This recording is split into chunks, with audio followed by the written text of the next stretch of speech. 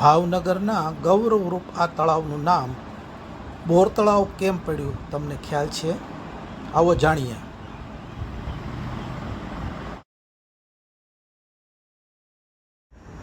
બોર તળાવ ગગા ઓઝા ગૌરીશંકર ઉદયશંકર ઓઝા ગૌરીશંકર સરોવરના નામથી આ તળાવ ઓળખાય છે.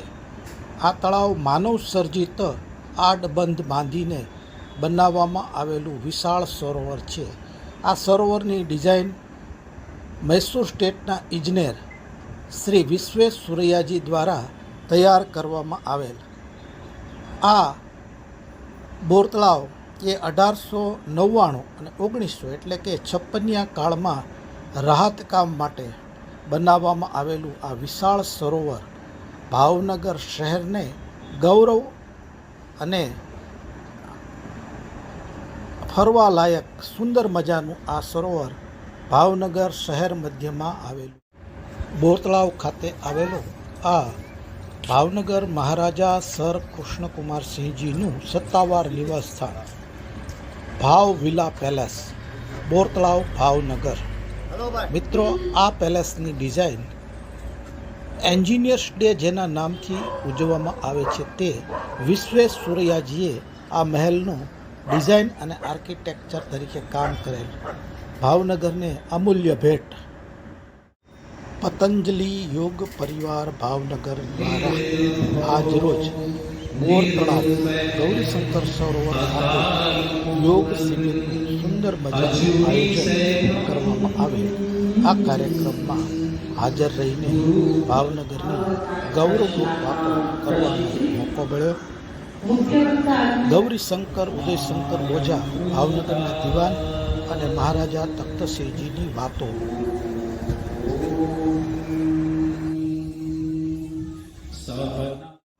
દિવાન ગગા ઓઝા એટલે ગૌરીશંકર ઉદયશંકર ઓઝા, જેઓએ 1822થી 1872 એટલે કે 50 વર્ષ ભાવનગર રાજ્યની સેવાઓ કરેલ. મહારાજા સર તખ્તસિંહજીનું લાલન પાલન એક વડીલ તરીકે, એક પિતા તરીકે કે ગુરુ તરીકે એમણે સારી રીતે કરીને ભાવનગરને એક ઉત્તમ રાજાની ભેટ આપેલ. મહારાજા સર તખ્તસિંહજીના સમયમાં થયેલા આધુનિક ભાવનગર નિર્માણના કાર્યો ખરેખર એની પાછળનું પીઠબળ, એમના વિચારો જો કોઈ હોય તો તે ગગા ઓઝા છે. આ ગગા ઓઝાએ ગૌરીશંકર જે સરોવર છે તે ભાવનગરના કાયમી પાણીના પ્રશ્નને હલ કરવા માટે અને દુષ્કાળની પરિસ્થિતિમાં પણ ટકી રહેવા માટે આ સરોવરના નિર્માણનો વિચાર રજૂ કરેલ. આધુનિક ભાવનગરના ઘડવૈયા દિવાન શ્રી ગૌરીશંકર ઉદયશંકર ઓઝાનો આવો સરસ મજાનો ઇતિહાસ જાણીએ. ખૂબ ખૂબ આભાર. યોગ કર્મસુ કૌશલમ, શ્રીમદ ભગવદ્ ગીતા અને આદિ શંકરાચાર્યની વાતમાં પ્રથમ યોગ કર્મસુ કૌશલમ. આપણી હિન્દુઓની જે જીવન જીવવાની પદ્ધતિ છે એની અંદર યોગ અને આયુર્વેદ એ સહજ રીતે વણાયેલા. એ ક્યારેક વાત કરશું. આજે આપણે આ જે જગ્યામાં બેઠા તે જગ્યાની વાત કરીએ. સમગ્ર વિશ્વમાં અને ભારતમાં 9મી સપ્ટેમ્બર એટલે એન્જિનિયર્સ ડે તરીકે આપણે ઉજવીએ છીએ. અને એન્જિનિયર્સ ડે જેના નામથી ઉજવીએ છીએ એ છે વિશ્વેશ્વરૈયાજી. ગયા વખતે આપણે ગોવર્ધન રામ ત્રિપાઠી વિશે સાંભળેલું. એમણે સરસ્વતી ચંદ્ર નવલકથા લખી. ગુજરાતીઓની જીવન જીવવાની પદ્ધતિ સમગ્ર વિશ્વને ગમે છે, એટલે કે ગુજરાતીઓ જ્યાં જાય ત્યાં ગમે છે. એની પાછળ સરસ્વતી ચંદ્ર નોવેલ અને ગોવર્ધન રામ ત્રિપાઠીનું તપ છે. આપણી જીવન જીવવાની પદ્ધતિ હતી. આજે આપણે એક એવા મહાપુરુષની વાત કરવી છે કે વિશ્વેશ્વરૈયાજી, જેના નામથી 9મી સપ્ટેમ્બર એન્જિનિયર્સ ડે ઉજવવામાં આવે છે. આ વિશ્વેશ્વરૈયાજી અને ભાવનગરનો સંબંધ છે. આ તમે જે જગ્યામાં બેઠો છો એ બોર તળાવ. આ બોર તળાવના નિર્માણમાં ઘણા બધા લોકોનું યોગદાન છે, પણ એન્જિનિયર્સ તરીકે વિશ્વેશ્વરૈયાજીનું ભાવનગર સાથેનો સંબંધ છે.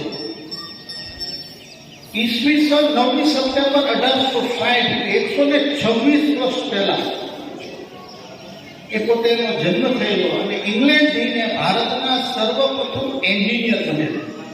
અને એન્જિનિયર બન્યા પછી આપણે મહાકાય યોજનાઓ, આજે જેને આપણે પાણી પુરવઠા બોર્ડ કહીએ છીએ ને, R&D, ગુજરાત સરકારનું R&D જે પાણી પુરવઠા બોર્ડ કહીએ છીએ ને, એના જન્મ આ વિશ્વેશ્વરૈયા છે.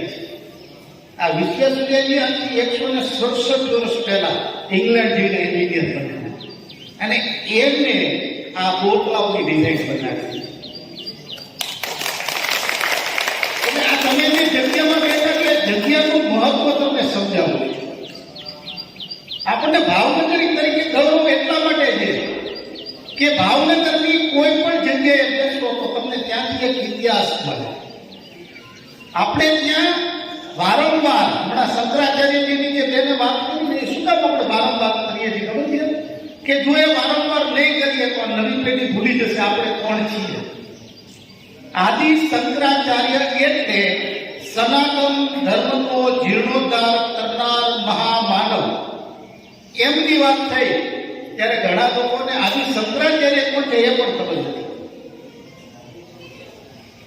અહીંયા મારે વાત કરવી છે ગોવર્ધનરામ ત્રિપાઠીની આપણે વાત કરીએ એમ આજે ગૌરીશંકર ઉદયશંકર ઓઝા એટલે ભાવનગરના દીવાન.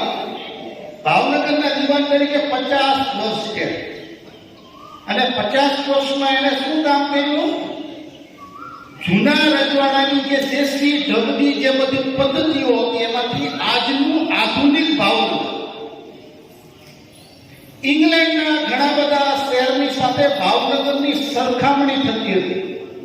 અતિ વિકસિત ભાવનગર, ટેલિફોન એક્સચેન્જ ભાવનગરમાં, એરપોર્ટ ભાવનગરમાં, 130 વર્ષ પહેલા રેલવે લાઈન ભાવનગરમાં, સિંચાઈની યોજનાઓ ભાવનગરમાં. અને હવે આ ગોળગાંવની વાત, આ ગૌરીશંકર ઉદયશંકર ઓઝા એટલે જે આ ગગા ઓઝા. મેં વખત કાર્યક્રમમાં શર્માજી પૂછ્યું કે ગગા ઓઝાને કોઈ ઓળખો છો? તો મને શું કીધું ખબર છે? મોટી ઉંમરના વડીલોએ કે આ કુંભારવાડા સ્મશાનમાં જઈએ, અંતિમ વિધિ થાય ને છપ્પર છે છાપરું, એનું નામ ગગા ઓઝા છાપરું છે. મેં કીધું આનાથી આગળ ગગા ઓઝા વિશે કોઈ ઓળખો છો? તો એમના આ ગગા ઓઝાએ ભાવનગરને આધુનિક ભાવનગર બનાવવામાં એનું યોગદાન. આજે આપણે જે ડોમમાં બેઠા છીએ ને એ ડોમનું નામ મ્યુનિસિપાલિટીએ શું રાખ્યું છે? મહારાજા તખ્તસિંહજી ડોમ. આવું નામ આપ્યું છે ને. આ તખ્તસિંહજી નાના હતા ત્યારે જસવંતસિંહ એટલે મહારાજા જસવંતસિંહ સ્વર્ગવાસ થયો અને ત્યારે તખ્તસિંહજીની ઉંમર માત્ર 4 થી 5 વર્ષની અને એનું લાલન પાલન પણ કર્યું આ ગગા ઓઝાએ. આ ગગા ઓઝા એ જમાનામાં ઇંગ્લેન્ડ જઈને બેરિસ્ટરનું ભણેલા. એ જમાનામાં જઈને ખૂબ મોટી ડિગ્રીઓ લીધી. આ ગગા ઓઝાએ આધુનિક ભાવનગર બનાવવાનું, કારણ કે બારવટિયાઓ, જૂની બધી ઘરેડ, એમાંથી નવા ભાવનગરનું નિર્માણ કરવું.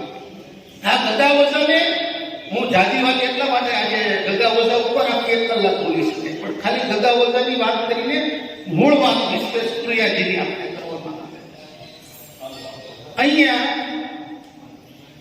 1899 ને 1900 એટલે આજથી 126 વર્ષ પહેલા દુષ્કાળ પડ્યો. આ દુષ્કાળ પડ્યો એટલે લોકોને ખાવાના વાંધા પડી જાય, પાણીના વાંધા પડી જાય, આવી પરિસ્થિતિ. આ પરિસ્થિતિમાં ગામે ગામ આજે આપણું કાળિયા બીડ છે ને, બીડ હતું. આવા ઘણા બધા બીડ હતા કે આપણે ત્યાં પશુપાલન માટે, આ ઢોર માટે, દુધાળા ઢોર માટેનું ઘાસ ઉગાડવામાં એટલે જ આપણે બીડ કહીએ છીએ. આજે એક મોટી વસાહત બની ગઈ છે.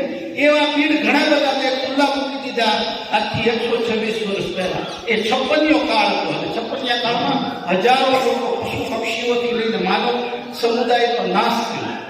એ સમયમાં ગગા ઓઝાને વિચાર આવ્યો કે ભાઈ પહેલું કામ આપણે લોકોને રાહત કામ આપવું જોઈએ.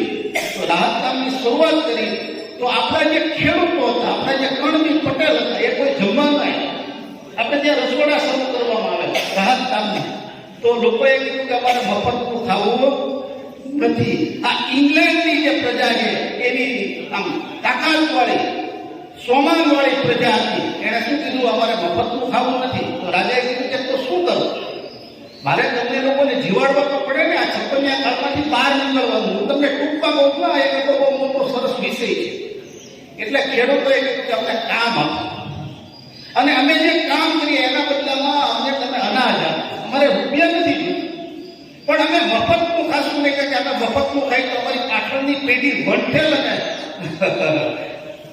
મફતનું ન ખવાય. આ ભાવનગરની પ્રજા આજે જુઓ, આપણે આ શીખવા જેવું છે. સેલ્ફ રિસ્પેક્ટ, પોતાની જાત માટેનું સન્માન આ ભાવનગરના ખેડૂતોએ આ દેશને શીખવાડ્યું.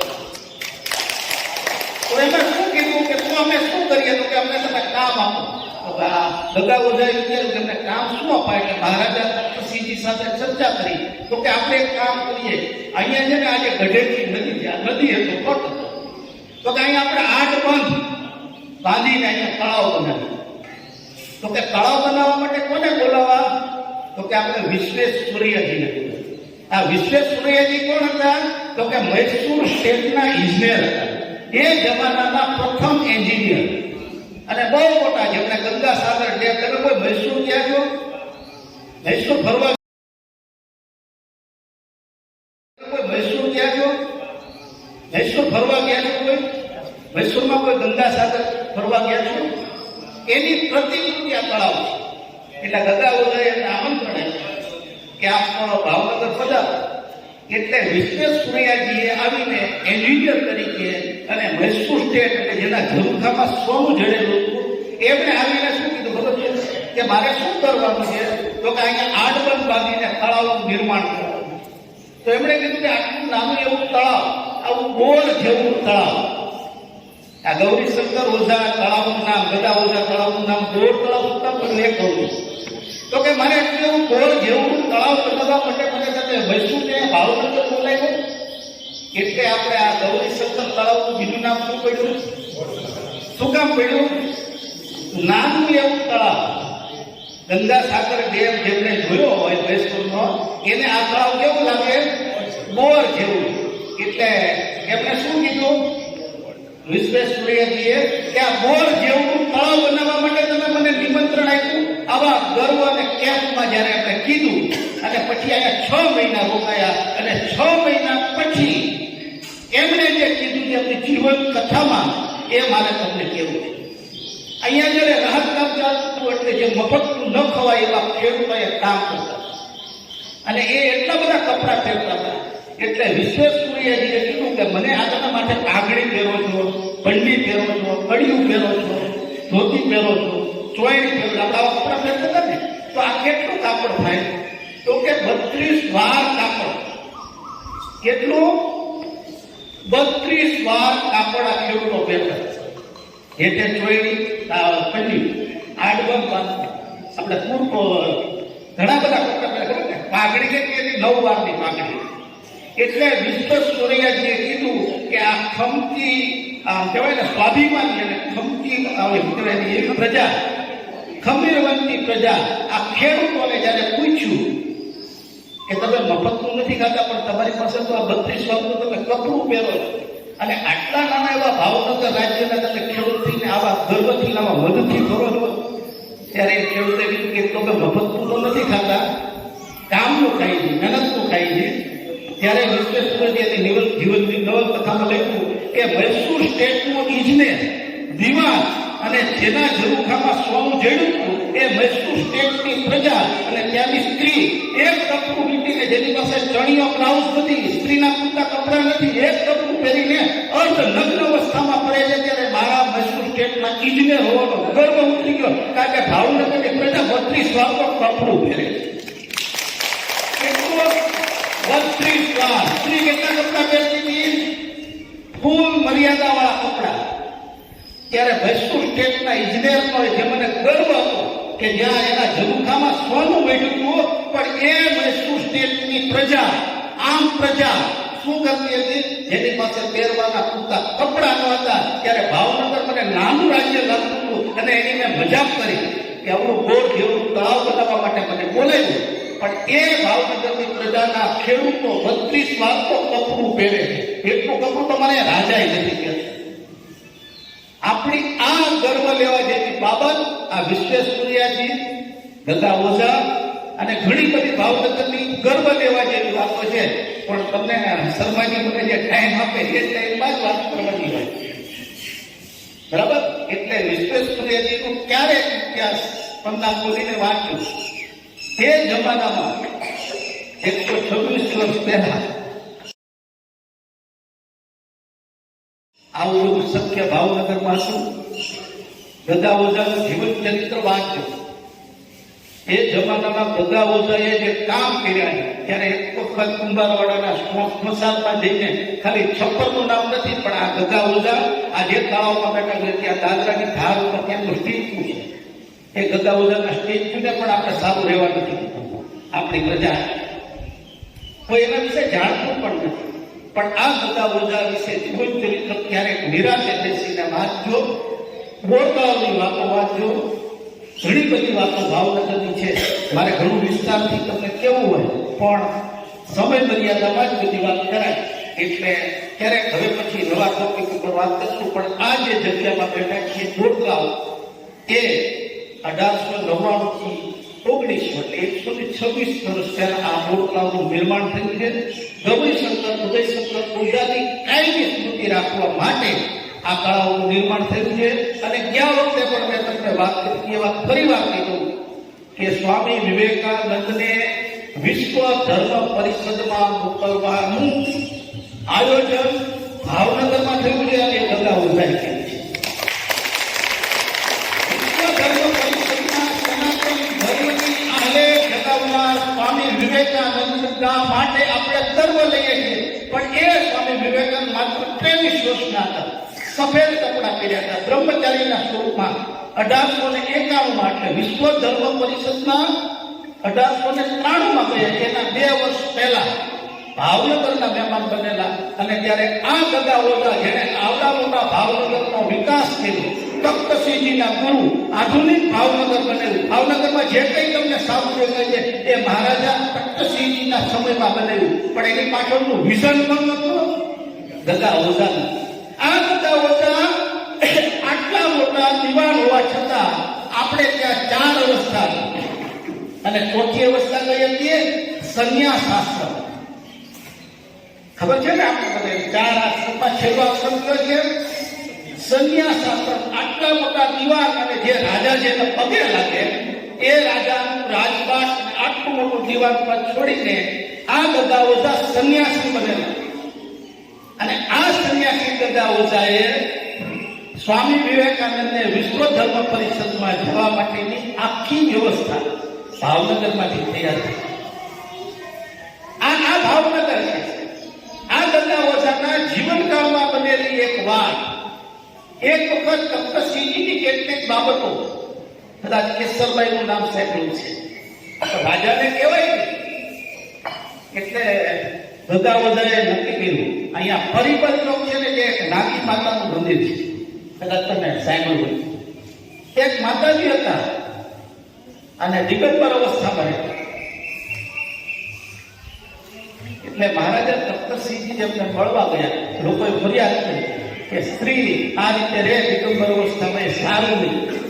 પણ જ્યારે મહારાજા તખ્તસિંહજી એને રૂબરૂ મળવા ગયા ત્યારે એની અંદર જગદંબાના દર્શન થયા.